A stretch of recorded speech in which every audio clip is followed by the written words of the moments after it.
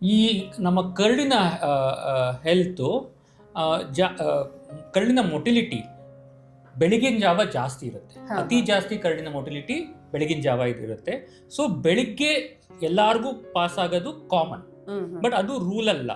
ಅಂದ್ರೆ ಬೆಳಗ್ಗೆ ಹೋಗಿಲ್ಲ ಅಂದ್ರೆ ಅಯ್ಯೋ ಪ್ರಾಬ್ಲಮ್ ಇದೆ ಅಂತ ಅನ್ಕೊಳ್ಳೋದು ಇಲ್ಲ ಇಲ್ಲ ಇಲ್ಲ ಆತರ ಏನು ಇಲ್ಲ, ಆತರ ಇಲ್ವೇ ಇಲ್ಲ. ಬೆಳಿಗ್ಗೆ ಹೋದ್ರೆ ಒಳ್ಳೇದು, ಬಿಕಾಸ್ ಅವಾಗ ನಮ್ಮ ಕರುಳಿಂದು ಮೂವ್ಮೆಂಟ್ ಜಾಸ್ತಿ ಇರುತ್ತೆ.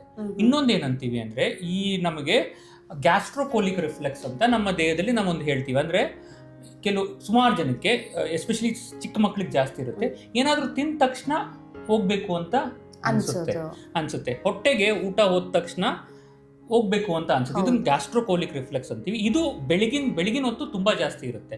ಸೊ ಐಡಿಯಲಿ ಏನ್ ಮಾಡ್ಬೇಕು ಅಂದ್ರೆ, ಆ ತರ ನಮ್ಗೆ ಏನಾದ್ರೂ ಬೆಳಗಿನ ಜಾವ ಹೋಗ್ಬೇಕು ಅಂತ ಅನ್ಸಿದ್ರೆ ಸಿಂಪಲ್ ಒಂದು ಲೋಟ ಫುಲ್ ವಾರ್ಮ್ ವಾಟರ್ ಕುಡಿದ್ರು ಸಾಕು. ನಮ್ಗೆ ಆ ಹೊಟ್ಟೆ ಸ್ಟಿಮ್ಯುಲೇಟ್ ಆಗುತ್ತೆ, ನಮ್ಮ ಇಂಟೆಸ್ಟೈನ್ ಮೂವ್ಮೆಂಟ್ ಜಾಸ್ತಿ ಆಗುತ್ತೆ, ಮೋಷನ್ ಆರಾಮಾಗಿ ಹೋಗುತ್ತೆ. ಸೊ ಬೆಳಿಗ್ಗೆ ಒಂದು ಲೋಟ ವಾರ್ಮ್ ವಾಟರ್ ಏನಾದರೂ ಕುಡಿದ್ರೆ ಸಾಕು. ಅಷ್ಟು ಮಾಡಿದ್ರು ಸಾಕು, ಗ್ಯಾಸ್ಟ್ರೋಕೋಲಿಕ್ ರಿಫ್ಲೆಕ್ಸ್ ಜಾಸ್ತಿ ಆಗಿ ಬೆಳಿಗ್ಗೆ ಯೂಶಲಿ ಎಲ್ಲರೂ ಪಾಸ್ ಮಾಡ್ತಾರೆ. ಓಕೆ. ಇನ್ನೊಂದೇನು ಅಂತ ಹೇಳಿದ್ರೆ, ಡೈಲಿ ಮೋಷನ್ ಹೋಗಬೇಕು. ಡೈಲಿ ಮೋಷನ್ ಹೋದ್ರೆ ಅಷ್ಟೇ ನಾರ್ಮಲ್ ಅಂತ, ಅಥವಾ 2 ದಿನಕ್ಕೊಂದ್ಸತಿ ಹೋದ್ರೆ ಅದು ಅಬ್ನಾರ್ಮಲ್ ಅಂತ ಕನ್ಸಿಡರ್ ಮಾಡೋಕ್ಕಾಗುತ್ತಾ, ಅಥವಾ ಏನೋ ಒಂದು ಆರೋಗ್ಯ ಸಮಸ್ಯೆ ಇದೆ ಅಂತ ಹೇಳೋದಕ್ಕೆ ಆಗುತ್ತಾ ಅಂತ? ಇಲ್ಲ, ಒಬ್ಬೊಬ್ಬರಿಗೆ ಒಂದೊಂದು ತರದ ದಿನಚರಿ ಇರುತ್ತೆ. ಯೂಶಲಿ ನಮ್ಮ ದೇಶದಲ್ಲಿ ದಿನ ಹೋಗ್ತಾರೆ, ಅಥವಾ ದಿನಕ್ಕೆ 2 ಸತಿನೂ ಹೋಗ್ತಾರೆ, ದಿನಕ್ಕೆ 3 ಸತಿನೂ ಹೋಗ್ತಾರೆ.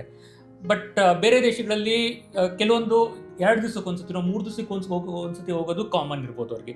ಅವ್ರವರ ದಿನಚರಿ ಅವ್ರವ್ರಿಗೆ ಕರೆಕ್ಟ್ ಆಗಿರುತ್ತೆ.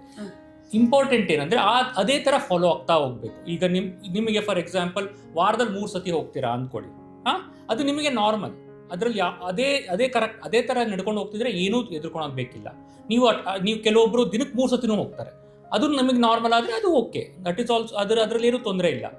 ಈ ನಾರ್ಮಲ್ ದಿನಚರಿಯಿಂದ ಏನಾದ್ರೂ ಸ್ವಲ್ಪ ಚೇಂಜ್ ಆಯ್ತು ಅಂದ್ರೆ, ಈಗ ನಾರ್ಮಲಿ ದಿನ ಹೋಗೋರು ದಿನಕ್ಕೆ 4-5 ಸತಿ ಹೋಗ್ತಿದ್ದಾರೆ ಅಂತ ಅಂದ್ಕೊಳ್ಳಿ, ಅಥವಾ ದಿನ ಹೋಗೋರು 4 ದಿವಸ 5 ದಿವಸ ಆದ್ರೂ ಹೋಗಿಲ್ಲ ಅಂದ್ಕೊಳ್ಳಿ, ಅದು ಆ ಚೇಂಜ್ ಇದೆಯಲ್ಲ ಅದು ಇಂಪಾರ್ಟೆಂಟ್. ದಿನ ಹೋಗೋದು ಇಂಪಾರ್ಟೆಂಟ್ ಅಲ್ಲ, ಬಟ್ ನಮ್ಮ ದಿನಚರಿಯಲ್ಲಿ ಏನ್ ಬದಲಾವಣೆ ಆಗುತ್ತಲ್ಲ ಆ ಬದಲಾವಣೆ ಮೋರ್ ಇಂಪಾರ್ಟೆಂಟ್ ಆಗಿರುತ್ತೆ ಅಂತ. ಹಾಗಾದ್ರೆ ದಿನ ಹೋಗ್ಬೇಕು ಅನ್ನುವಂಥದ್ದು ಏನು ರೂಲ್ಸ್ ಇಲ್ಲ, ಅಥವಾ ಅದೇನು ಕೆಲವರಿಗೆ ಇರುತ್ತೆ, ಕೆಲವರಿಗೆ ಸಾಧ್ಯ ಆಗದೆ ಇರ್ಬೋದು. ಅವರ ಫುಡ್ ಹ್ಯಾಬಿಟ್ಸ್ ಆತರ ಇರ್ಬೋದು. ಅವ್ರವ್ರಿಗೆ ನಾರ್ಮಲ್ ಅವ್ರವ್ರಿಗೆ ಇರುತ್ತೆ. ಕೆಲವೊಬ್ಬರಿಗೆ ದಿನ ಹೋಗೋದು ನಾರ್ಮಲ್, ಕೆಲವೊಬ್ಬರಿಗೆ 2 ದಿವಸಕ್ಕೆ ಹೋಗೋದು ಅನ್ಸುತ್ತೆ.